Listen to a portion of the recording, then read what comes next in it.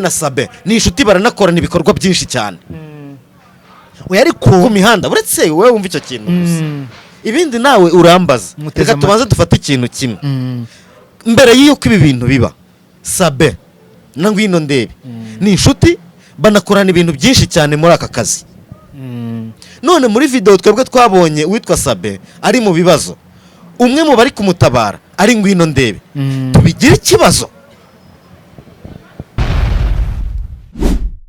yasize Kigali agiye kuba controller remote akifuza ko bazajya babaza abantu ibintu ashaka urumva remote none hari gushaka gukontroza abantu ashaka gufata abanyamakuru bose yasize Kigali arashaka ko bazajya babaza abatumirwa babo ibyo ashaka cyangwa se ibyo yumva yababaza akaduha umurongo ngenderwaho arashaka gutanga umurongo mugari yago arashaka gutanga umurongo ngenderwaho utinya umuntu ukubwira ngo arashaka ku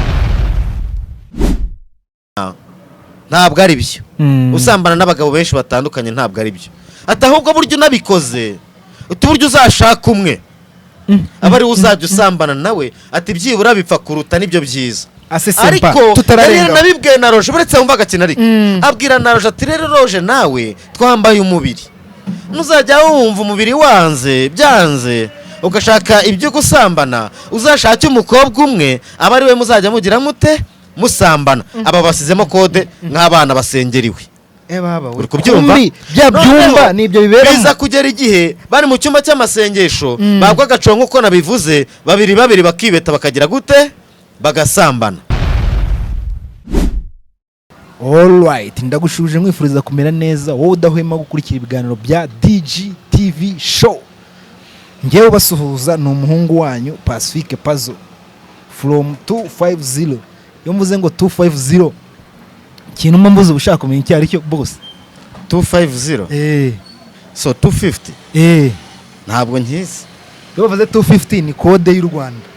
Ni code ya telefone country code umuntu yifashisha kugira ngo ahamagare nkuko ushaka guhamagara state cya Canada ni +1 ni +1 ariko hano ni +250 yeah nange rero muze muri make ubushatse bwa ku umunyarwanda uri mu Rwanda ugiye kuvuga ugiye kubivugira mu Rwanda niho ndi ari naho uri kanangira mwakira rero watangiye utwibwira.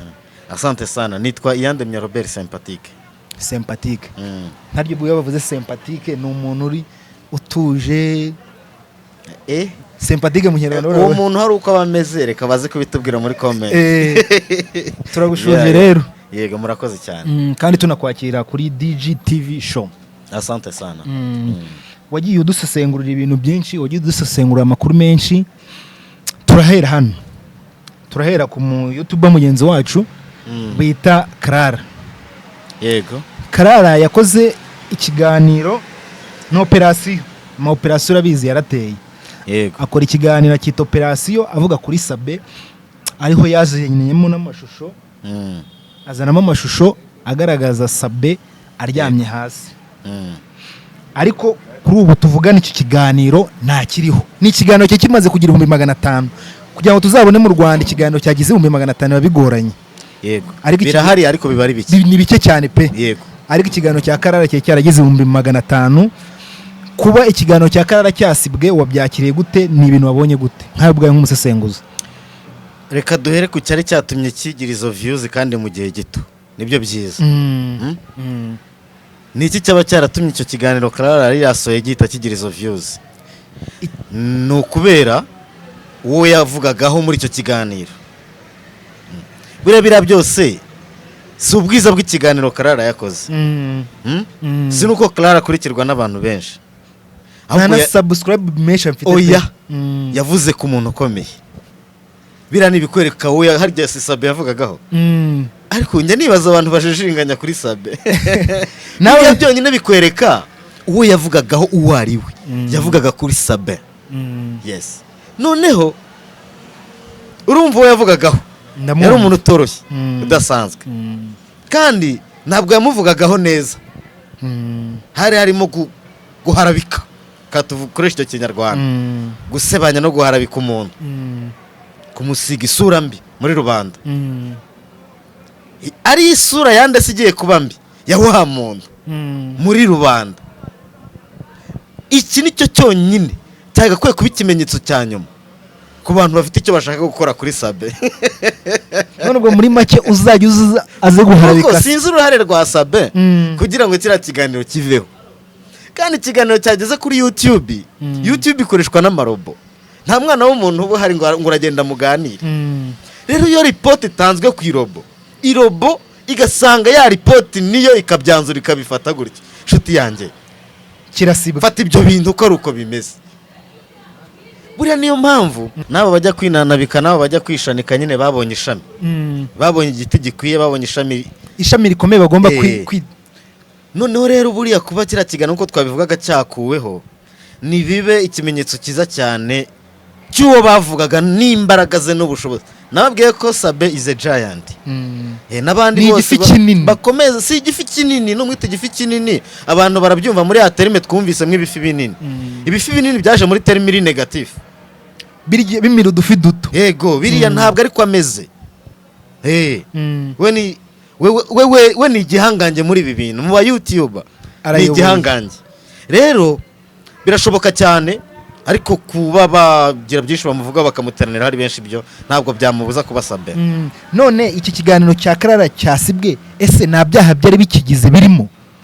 Nkawe niba waragikurikiranye ukakireba, ibyaha byari bigize kiriya kiganiro se? Hariya harimo nyine bimwe nakubwiraga byo gusebanya kwanda ari ku muntu. Ibyo si bigize icyaha? Bigize icyaha. Kuki tutabonye Sabe afata ya mbere ajya kurega Karara? Amurega he?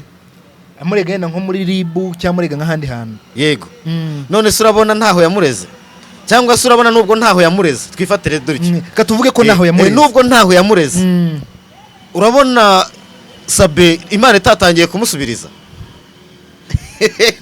Nimba ntaho yamureze, ariko ibiganiro bikaba byatangiye gukurwa. Gusibwa. Uri kubyumva mwiki? Urabyumva ute? Urabibona mwiki se hubwo? Nicyo kwitondera. Abaye naho yareze bikaba biri gusibwa, byonyine bibereke ko umugabo papa yabarengana. Haba harimo akarengane. Erega aya makuru yose dufite version imwe. Nta version uruhande rumwe. Nta version ya Sabe rw'umuntu umwe. Dufite ubungubu uruhande rumwe rw'umuntu umwe. Ni nayo mpamvu inkuru yabuze gica. Ni nayo mpamvu rwa ruhande rumwe icyo ruzavuga cyose, icyo ruzakora cyose, bizakomeza kugaragara ngo kwikira igiti ugaseka, urundi ruhande rutaraza ngo rugire icyo rubivugaho. Ko ndi kumva se nawe waba umeze nk'uri ku ruhande rwa Sabe ahubwo. Ibyo mvuze se ku ruhande rwa Sabe n'uruhe? Ndavuze ngo hari ibintu bizwi byo ku ruhande rumwe. Keretse ahubwo wavuze ngo hari version ya Sabe nzi. Hari yuzi?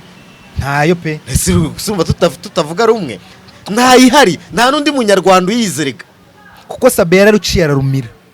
Erika guceceka harimo no gutegura. Yego. None se tugiye kubona nyine tubona kiriya kiganiro cya Karara kivuyeho, ariko hari ikindi cyakorewe muri Uganda. Yego. Cyo bita C John. Nacyo kiriya kiganiro ndahamya ko gishobora nacyo baragikurikiranye. Yego. Cyo kiriya kiganiro wakibonye gute nk'umuntu w'umusesenguzi? Kiriya kiganiro se ni igihimbano, ni script banditse. Yewe yo nta nubwo yari yanditse, bayiteguriye hari imbere ya kamera. Yo babwiye umuntu bati wowe amafaranga naya urabikora urya uravuga urya, nawe kubera ko yumvaga nk'intyoza arabikora rwose, si ukwinyuramo koko. Kiriya cyose nkigarukaho, nta kiganiro kiriya kirimo. None se kuriya mugabo C John yavuze ko hariya yari ahari. Yego. Ko ari nawe wafashe ariya mashusho. Yego. No mwijwi twumva bakavuga ko ari we. Yego. Wabwiye Sabe amubwira ngo Sabe ibi bintu wabiretse. Ugushatse kuvuga kuriya muntu biriya bintu byose yavuze byari ibinyoma. Ibikize. Avuga ko nyina ari ya video wari wowe. Yari ahari se ndabihakanye. Ahubwo yari ahari kubera impamvu. Yari ahari ari kuri mission. None se ubwo kuba yari ahari n'ikibazo cyangwa n'igisubizo? Yari ahari ariko hari kubera mission. None se urumva ari iki kindi cyagomba gukurikira? Nkawe musenguzi bwa wumva yari ahari kubera iyi mission. Iriya yakoze nyine yo gufatira video. Yego. Hari ikindi se? Gufatira video. Aho yagize kujijwa nuko banamushutse ngo abari ugenda nayitangire anabyivugire kare wayifashe. Bundi hari niho bahise bamufatira nyine, niho bamufatishirije. yego niyo script yagenze nabi. yagenze nabi cyane. Script yagenze nabi. Nawe ngira ngo regura bizi n'abagiye bivugira ko aribo bajyanye Sabe kwa muganga, n'abivugiye ko ngo aribo bamutabaye, bambaye ngo ari amakanzu, bose bagiye bashakishwa bagahabwa ama interview. Ninde wari wabona wagiye gushaka Si John?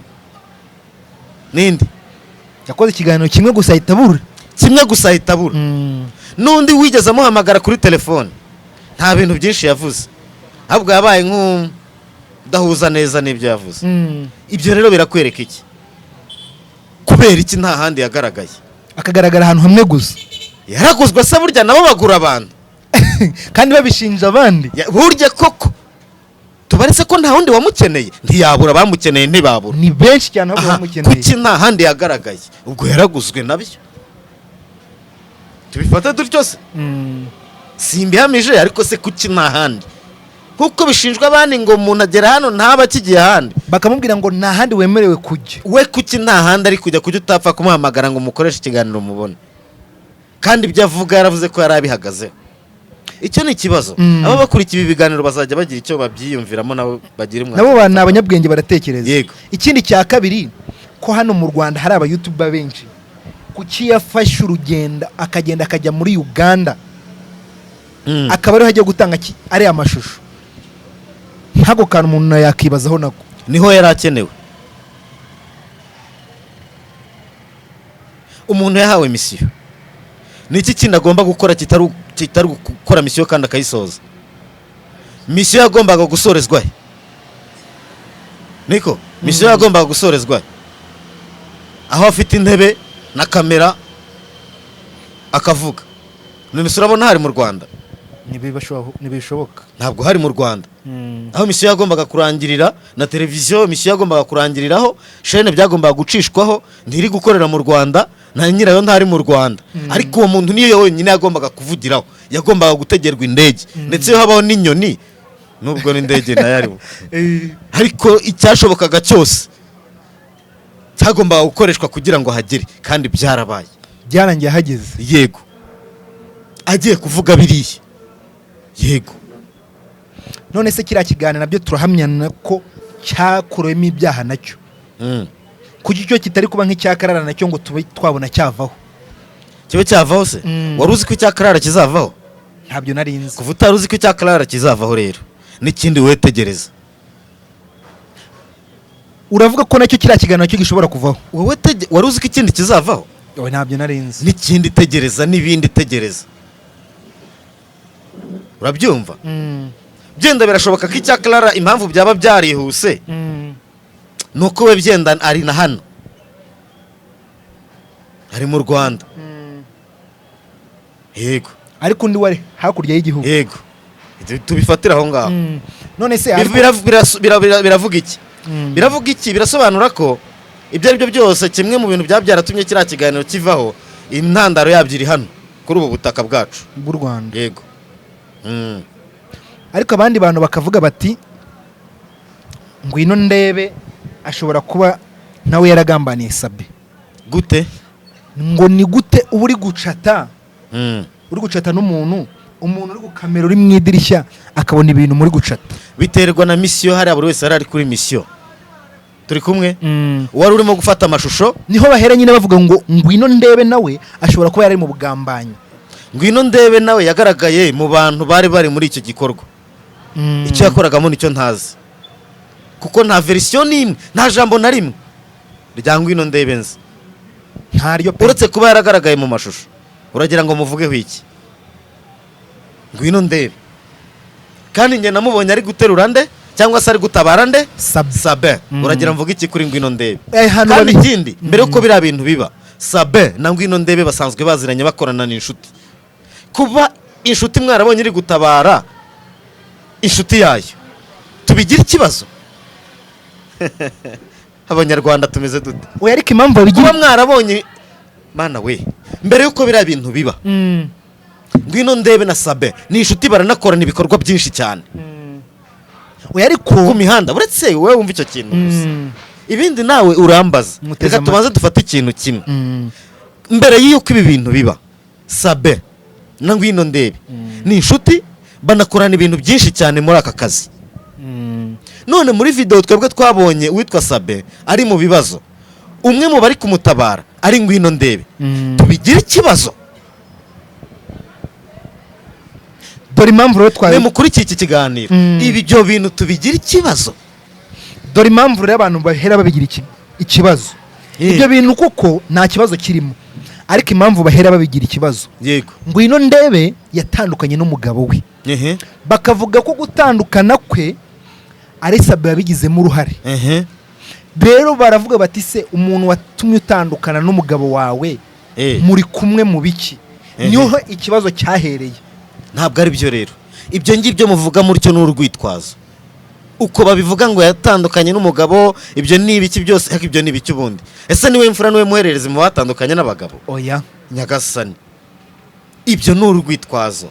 Ahubwo dore icyo ishusho ya ngwino ndebe ivuze muri iriya video, n'igisobanuro ivuze iki, n'igisobanuro ivuze muri iriya video, njye nayihereza igisobanuro cy'uko nawe yagwishijwe mu mutego wo kuyigaragaramo. awugwishijwemo nande n'umuntu washakaga ko ari ngwino ndebe uri bugaragare mu kibazo na Sabe, kuko ari nayo basanzwe bavuganwa. uri kubyumva? ndi kubyumva. byari buhite ko byoroha, ko byumvikana, bigahita binagaragaza Sabe nk'umusambanyi, kubera yuko arasanzwe hari ukuntu avugwa hamwe na ngwino ndebe. Byanashatse ko rero ababiteguye banashatse ko iriya shusho ya ngwino ndebe ari igaragara nanone muri ariya mashusho, kugira ngo kesi ihite yoroha. kuriya kwari ukorosha kesi kugira ngo icyaha gise n'igihamande Sabe, kuko target ya biriya bintu byose byakiniwe hariya kwari ukugaragaza ko Sabe yari ari mu byaha by'ubushurashuzi by'ubusambanyi. Aroruke ntabwo wigeze babigeraho. noneho kuzana mu ishusho ya ngwino ndebe rero kwari ukugira ngo icyo cyasha gihita gifata Sabe vuba mu buryo bworoshye cyane, kuko basanzwe babivugwaho, kuko nk'abantu basanzwe bibavugwaho. noneho ntihazi ibizibiti nka biriya icyaha, cyangwa se noneho abantu barahita bayoba vuba mu kubyumva no kubyakira.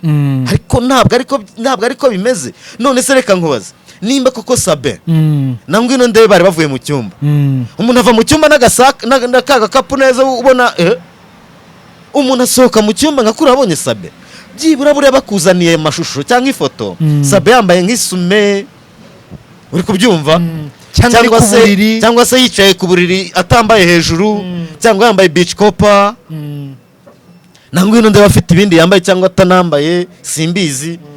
byenda hari n'uwayirungurutse, ibyo ngibyo byagira n'agaciro. iyo nayo ubwayo ntayihari hariya. rero habayeho akantu ko guswata kugeza ubwo, kubera ukuntu senari imeze, nanone biracyacanga abantu, kugeza ubu biracyavugwa ko ngo ari agateguro Sabe yateguye. noneho hari bisohotse nonaha mu kanya. ibyo ni ibiki rero? nonaha bitubwire, ubu tuvugana, breaking news. hari amafoto amaze kujya hanze, yandi amashusho. Valence Papi Ndahiro ari Buruseli mu Bubiligi. oya ejo yari ari kuri Gasogi. uri kubyumva? ngo ari hehe? uretse wumve, baretse gato, ngo ari hehe? i Buruseli mu Bubiligi. ngo ari kumwe nande? ngo na Sabe. uri kubyumva neza? wowe uri kwivugira ngo ejo yari ari hehe? yari ari kuri match ya Gasogi nari oya kuba hari cyo gihagije. ejo Ndahiro Valence Papi waramubonye n'amaso yawe? naramubonye n'amaso yanjye pe. waramubonye? ubu none tuvugana rero, hari amashusho noneho we ari mu Bubiligi i Buruseli, ari kumwe na Sabe. ngo ari kumwe ngo ninde no Sabe, nta shusho ye nabonyemo, ahubwo ngo Sabe ngo uri gufata ayo mashusho, ngo bari no gutembera, ngo nta n'igikomere afite. bigahita bihuzwa n'ukuntu babajije Sijoni, ngo ariko Sabe muri kumutera mumujyana kwa muganga hari amaraso yavaga, ubona arajijinganyije. hari uwamuterera agasa kumva aratatse nk'umuntu ufite igikomere, nanone akumva arajijinganyije. ibyo nabyo biracyatuma abantu bajijinganya nyine. urabyumva? hari abavuga ngo rero ngo ari mu Bubiligi ku nzu ye yaguze, ngo nuko bimeze, yibaranira nande. rero nuko bimeze, mugenzi we nawe nona azanye warning. ubu noneho we nguraza kumurasa amasasu, we ni rokete. umurasa amasasu 10, wakurasa rokete 10. agutera RPG. ubwo abasirikare bahita babumva. ariko agira akantu keza nkunda cyane. uraza akakubwira ngo njyewe umuntu utamvuzeho sinzamuvuga. umuntu utamvuzeho sinzamuvuga. yagaze ubwenge bwinshi, yagaze ubwenge bwinshi. Uzi icyo bivuze? Wize psychology? Oya ntago nayize. Ntabwo wize nize itangazamakuru. Ntabwo wize kuri psychology? Ntago nize nyine. Philosophy? Philosophy ndayize. Logique ndayize. Logique waba utarayize hose na gakeya. Oya logique nayo ndayize. Nkubwire impamvu nkubwiye ngo yagaze ubwenge kandi arabuzi cyane. Uzi yavuze ngo mwari mwumva mvuga umuntu utamvuzeho ngo njyewe sinjya mvuga umuntu utamvuzeho, ngo kandi iyo mvuzeho nanjye ukibwira ko ndasha amasasu njyewe nza kukurasa rokete. Burya uzi ikintu abavuze, burya abari gutanga warning, wigenda ngo uvuge ku muntu navuze. Urumva ukuntu azi ubwenge? Burya bari kuvuga ngo wigenda ngo uvuge ku muntu nge Yago navuze, kuko ndushobora kuvuga ku muntu Yago yavuze ngo bure kugaruramo nde Yago. Urumva uburyo Yago azi ubwenge? Oya ni umunyabwenge pe. Ntabwo ushobora kuvuga ku muntu Yago yavuze ngo bure kuvuga kuri Yago, kandi Yago akagaruka kubwira ngo mwari mwabona mvuga ku muntu utamvuze. Hari uwo nzi yavuze utamuvuzeho. Witwa nde? Umuntu bita Uzambera umwana Pasi aka Oda Pasi. Urabeshye. Oda Pasi yaraje avuga ku mugabo we Lick, avuga ibibazo bafitanye. Oya, ntabwo yize avuga kuri Yago tugiye kubona tubona koza ikiganiro. Ntabwo wabirebye neza, cyangwa arimo kuvuga ntihumvishe ibyo yavuze Oda Pasi? Yego, ariko mu magambo ya Oda Pasi mu byo yavuze Yago yagarutsemo. Wivuga ngo ahubwo yagarutsemo cyane.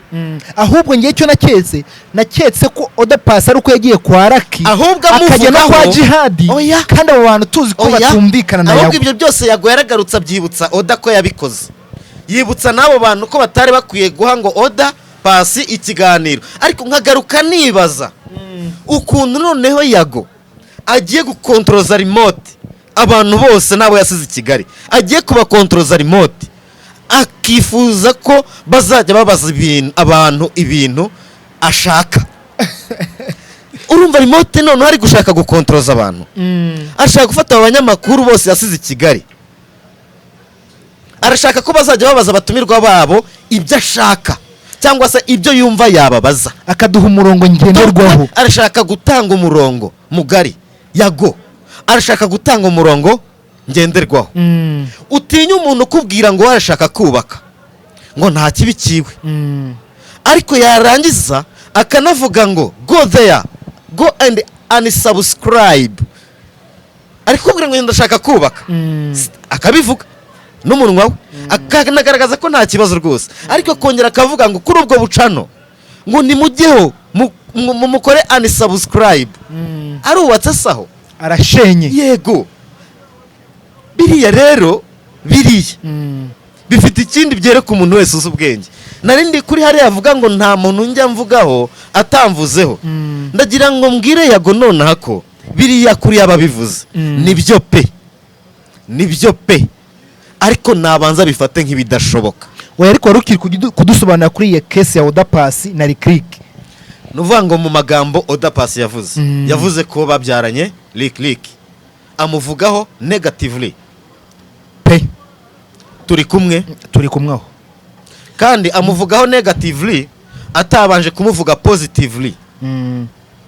Kandi kuri iyi si nta muntu buriya byarashobokaga ko Pasi yari kubanza akavuga ibyiza bya Lick, yarangiza akagira n'ahamugaragaza nk'umunyantege nke kuko hari ibyo atabashije kuzuza kuko nawe ni umuntu. Ariko kuza uvuga ibibi gusa bya Lick hano mu Rwanda, umuntu wese uzi showbiz nyarwanda, ufite ahure n'umuziki cyangwa se uwuzi, donc umuziki dufite mu Rwanda uhereye mu 2000 kugera none ni generation yaremwe na Lick. ngo rwose rero kugira icyo bivuga utamuzanamo cyangwa ukamuvuga nabi wirengagije, nawe hari igihe bitakugwa neza. Ntago byakugwa neza. Rero yari akwiye kubanza akagira ibyiza agaragaza, ariko yashakana agaragaza n'izo ntege ngerega niko gatoya. si cyo kinini niko gatoya gusa ni kinini cyane kuri Pasi nka ubwe ariko ku rundi ruhande muri rusange ni gato cyane yego aho ngaho rero ubwo ni big kuri Pasi niyo akavuga nyine akavuga nk'akantu kari big kuri we ariko rero ntagashyire muri public nk'akantu kari big si kari bwumvikane yashatse gupfobya nde Lick urabyumva hari uruhande rw'intege nke kuri Lick kandi Pasi nawe hari uburyo ari kumuvugaho bitari kuri rya rwego ariko ntuvuge ngo ntiyavuze kuri Yago ndashaka nyine twivizemo ukuntu Yago yaje muri iki kibazo yego mu kuntu no kuvuga ngo yaje muri iki kibazo Pasi avuga ku buryo Lick ari mu Rwanda kandi ko hari n'ibikorwa ari gukora mu Rwanda kandi ko bamwe mu bari gukorera barimo Yago kuko bamwe mu mishinga ari gukoraho harimo imishinga yande ya Yago aho bivuga ngo yanamubereye bounce ngari kumutwaza ibikapu ibyo byose byaravuzwe nawe wumvise ikiganiro nakeka rero mu by'ukuri Pasi yavuze kuri Yago ariko yavuze kuri Yago yirengagije ko Yago nawe babanye muri showbiz amuzi erega narababwiye ngo Yago Yago si akantu gato Yago ni ikintu kinini dukomeze kandi hari ikindi kintu noneho amaze kuvuga kuri abantu bitwa aba big energy hari icyo abagarutseho wabonye ibintu byabereye Nyagatare wabonye ibintu byabereye Nyagatare kuri byagenze bite umuntu bita Bruce Melody yari ari kuri stage yego ari kuri stage akajya abwira abafana bati nimuvuge cya kinyobwa nyine yamamariza yego abafana baranga burundu bo bakivugira ngo Big Energy yego bakivugira ngo Yago yego ako kantu abantu benshi bagapostinze sinzi niba bakabonye ibi bishatse kuvuga ko ahantu hose turajya tugera turasanga Big Energy oya byabereye Nyagatare Yago avuka he Tabagwe Nyagatare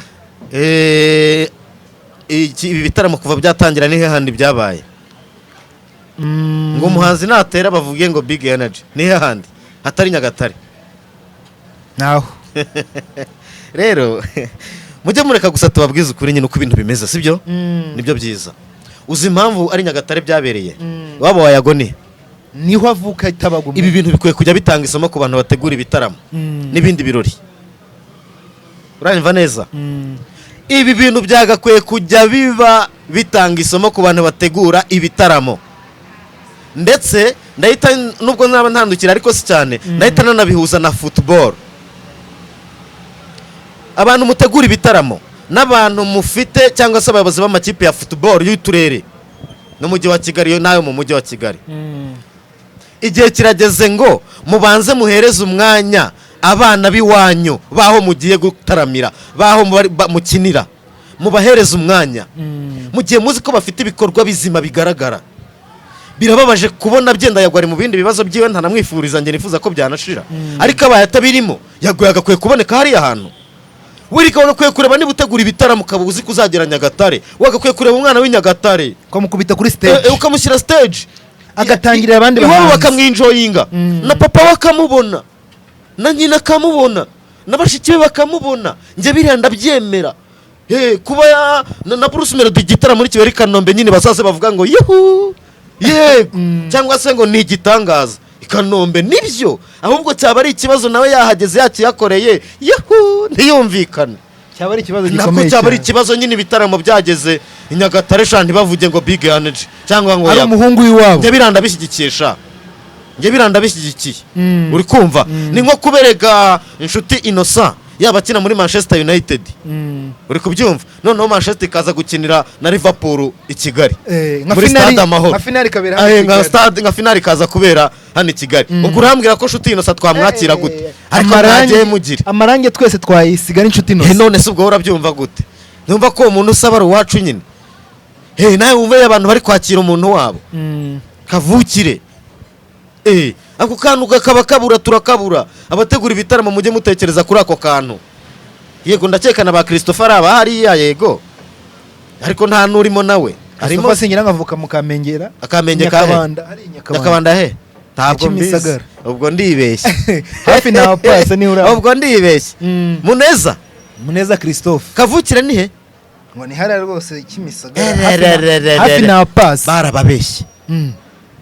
Dukomeze twagiye. Iwabo ni mu burasirazuba. rega genda ubwo baratubwira muri comment Baratubwira. Yego.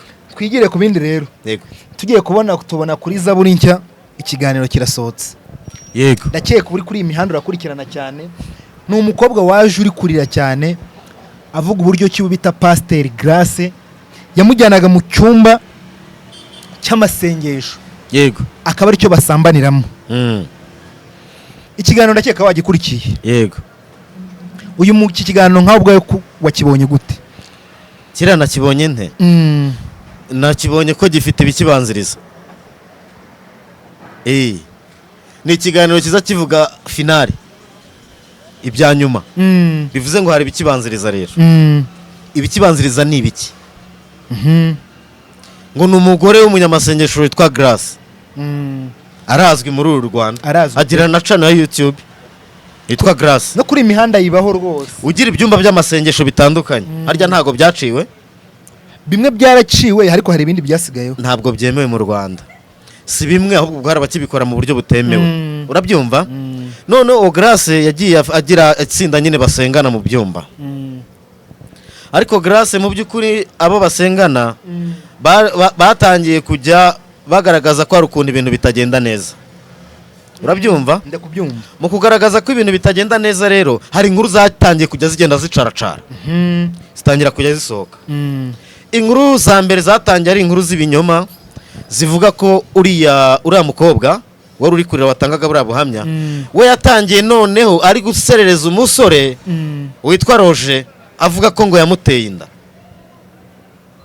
Ariko Roger yari arimo gutegura ubukwe. Noneho haza ikinyoma kivuga ko yateye inda wa mukobwa watangaga bwa buhamya. Ariko impamvu nuko Roger yari agiye gukora ubukwe n'undi mukobwa. Kandi Grace yashakaga ko Roger akorana ubukwe n'uriya mukobwa. Kugeza ubwo igihe cyageze bakajya bari mu byumba, mu gihe cyo mu byumba bagoye agacuho bakibeta bakabirangiza. Bagasambana. Inde nande? Roger nande n'uriya mukobwa. Turi kumwe turi kugendana. Ariko noneho nubwo byagendaga gutyo Grace akaba yari yarabwiye wa mukobwa ati burya ibintu byo kugenda usambana ntabwo ari byo. Usambana n'abagabo benshi batandukanye ntabwo ari byo. Ati ahubwo burya unabikoze burya uzashaka umwe abari uzajya usambana nawe ati byibura bipfa kuruta nibyo byiza. Ariko rero nabibwiye na Roger buretse wumva agakina ariko abwira na Roger ati rero Roger nawe twambaye umubiri nuzajya wumva umubiri wanze byanze ugashaka ibyo gusambana uzashake umukobwa umwe aba ari we muzajya mugira mute musambana. Aba basizemo kode nk'abana basengeriwe. Baba uri kubyumva? Bya byumba nibyo biberamo. Biza kugera igihe bari mu cyumba cy'amasengesho bagwa gacongo uko nabivuze babiri bakibeta bakagira gute bagasambana. None ariko haje gukenwa prank. Haje gucurwa ikinyoma rero. Grace yaje gufata uriya mukobwa ariko yitwa ndeke izina rye riri kunshika di. Yaje gufata uriya mugore. Ni n'umugore rega. Ni n'umugore kuri umuntu afite abana batatu. Amaye. Urabyumva neza? Ni umugore. Yaje kumubwira ati noneho wowe kubera yuko Roger yaje gukora ubukwe. None amaze gukora ubukwe n'undi mukobwa utaruriye. None atangira kujya agenda atanga n'ubuhamya noneho kubibera kwa Grace no mu rusengero no mu byumba by'amasengesho. Bitavuga Grace neza. Noneho Grace ashaka kuza gusenya nde? Roger no kumutesha agaciro no kugaragaza ko ibyo ari kuvuga ari iki ari ibigambo gusa. Noneho ashaka inzira yabicishamo arayibura. Amaze kuyibura abona nta wundi muntu yacaho ngo bishoboke asanga n'uriya mugore. Asanze ari uriya mugore agira ibyo amwemerera bakina umutwe noneho gusebya nde Roger ko yamuteye inda. Ariko uranyumvira ibintu bibera mu byumba by'amasengesho. Urabyumva nawe? Noneho ugafata abana babandi. Uriya mwana uriya mugore yatangiye kujya mu nsengero mu byumba by'amasengesho ya Grace yiga primaire. Buriya mu buhamya hagaragaramo ukuntu Grace yamukuye mu ishuri, ukuntu yatumye ava mu ishuri byose, ukuntu uriya mwana yanze kumvira iwabo. nyina akarinda apfa na nyirakuru akaza gupfa, bose yarabananiye kubera ibishuko yagiye ashukwa na Grace. ariko hari akantu twasimbutse, Kameze hari gate. akantu kavuga ngo Grace yari yaramubwiye ngo ujye usambana n'umuntu umwe. Yego, hari ukugira ngo ubundi Grace yashakaga kubafata bagumane. Nge nandi makuru nabashije ngewe kwishakira nyuma inyuma y'amarido. Uriya mugore ndahamya ko ni umwe mu bagore hano muri uru Rwanda bazi kubyina ibintu bitagusirimba, bazi kubyina igisirimba, bazi gusirimba. Wa wundi uza kubyina bakaza abakristo bakaza, wandi wahamagara n'Imana iri mu gicu ikamanuka. Haleluya. Arimo donc no munyempano yamufatiranyije n'impano. Yego, noneho no kuvuga ngo yatari kugaragara mu bintu bya Grace, haza mw'ikiyo ko kuramya no guhimbaza n'ibigenda neza, ntago ituro riboneka fresh. yashakaga ngo aveho. Ndagira ngo ubwire ko abo bana batatu bose yababyaye ku bagabo batandukanye. Amaye Kubera iki? abana batatu kandi byose asengera kwa Grace. N'impamvu ashimangira ko atari Roje wamuteye inda kuri uriya mwana wa gatatu. Aravuga ngo njyewe ntabwo nahemukira umugabo wankunze akanyemera, na nuba akabanyemera, kandi yaranshatse anzi neza z'uwo ndiwe, azi ko ndi umufiyemere mbi wacu. Plaisir nawe ati ufite se abandi bana? Ati ndabafite abandi babiri. Uri kubyumva? Ni ukuvuga ngo uriya wundi babyaranye uriya mwana afite abandi, ariko buri mwana agiye afite mbabariranye ngira icyo mbaza bano banyamadini n'amatorero. Ariko sempa utaragira ikintu babaza, ibi bintu leta yaba yarakoze byo gufunga tuno twumba tw'insengero, niba nako natwita ibyumba by'amasengesho, leta si yaba yarakoze igikorwa cyiza? Ngo leta yafunze iki? Bino byumba bya abantu umuntu yafunguraga icyumba bivuga neza uko wari ubivuze, ngo leta yafunze iki? Utwumba insengero bifite neza. Oya, hari insengero yafunze ariko akaba n'ibyumba, kuko umuntu yabaga afite icyumba akatagira icyumba cy'amasengesho. Erega njyewe uko mbizi, urusengero ni abantu barenze umwe, n'abantu benshi bateraniye hamwe barimo gusenga, ni rwo rusengero. Urusengero si n'inzu. Turi kumwe? Iriya ibiro tubona nk'inzu ni ahantu ho kwikinga akazuba n'imvura n'imbeho n'izuba n'ibindi. Ubwo niba ari icyumba kiri bujyemo abantu 10. Icyo nashaka kuvuga ni iki ngiki: bafunze inzu zitangirwamo serivisi zo gusenga Imana, ariko zitujuje ibisabwa ngo zisengerwemo. Nta n'urusengero rwafunzwe, hafunzwe inzu zitangirwamo serivisi zo gusenga, ariko izo nzu zikaba zitujuje ibisabwa ngo zisengerwemo. Ni inzu bafunze. Iyo biza kuba insengero byari kuba rusange zigafungwa zose, ariko hari inzu zujuje ibisabwa zikaba zasengerwamo. Izo ziracyateranirwamo, ziracyanafunguye, ntabwo abantu baracyagiyeho bagasenga, ariko inzu zitujuje ibisabwa ngo zisengerwemo zasabwe kubyuzuza cyangwa zigafungwa. Byanaba ngombwa ko hari n'izari utururi zigizwe n'amashitingi zigasenywa. Utururi none? Yego, utururi. Nuko bimeze. Wari ugiye kubaha ubutumwa mpita nguca mu ijambo. Iyo ubona umuntu asengera iwawe, uri umushumba, uri umukuru w'itorero, uri pasiteri mukuru, uri bishop, uri apotre, cyangwa uri mwarimu, uri pasiteri, uri diakoni, mwese imirimo murayifatanyije, uri protokole, byose protokole byose n'imirimo mu rusengero, uri cameraman, uri cameraman, byose uri umurayiti, uri umusound, bose bari. Iyo mubona umukristo asengera iwanyu akabyara umwana wa mbere adafite urugo ruzwi, aririmba asirimba, akabyara umwana wa kabiri se atazwi asirimba kuri aritari ameze neza, akabyara uwa gatatu mukimuha uwo mwanya aho ngaho kuri urwo ruhimbi, mu by'ukuri urugero azaha abandi ni uruhe? muba musenga iki? Muba mutoza iki abakristo banyu? simbabwiye ngo mu muce ariko basi ni mubuze no kugera kuri urwo ruhimbi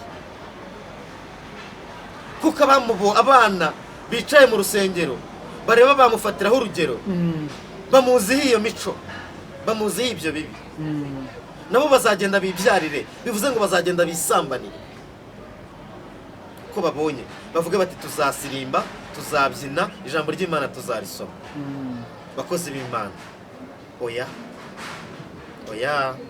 Grace oya gra muha ubutumwa Grace reka nkubwire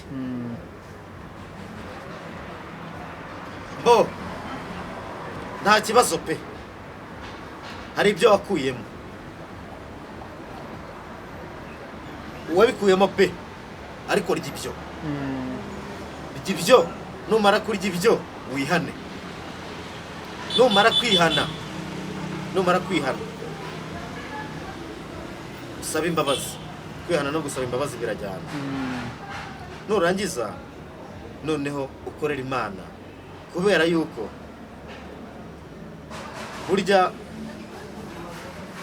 uwayobye akenshi hari igihe ari ugaruka yamenye inzira neza nicyo nabwira Grace yego Sempa turi kugana ku musozo w'ikiganiro ni nk'irihe somo wakura muri iki kibazo kijyanye no gusenga iri somo nyine rya Grace n'uyu mukobwa twabonye uze gutanga ubuhamya yego irihe somo twakuramo kurikira Imana yawe senga Imana yawe vugana n'Imana yawe Imana yawe ntiri muri runaka Imana yawe si runaka